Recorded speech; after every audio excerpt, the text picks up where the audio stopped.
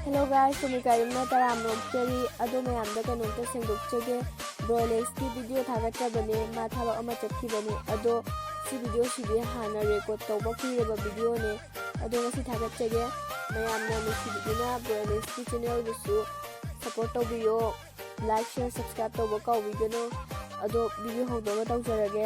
Thank you.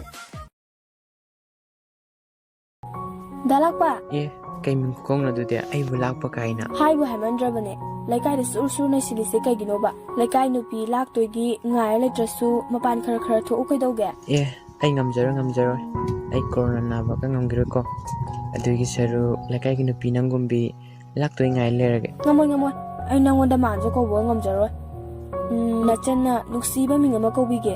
Ho laikai lalumbo. Lalumba laikai lalumba. Lalumba laikai lalumba.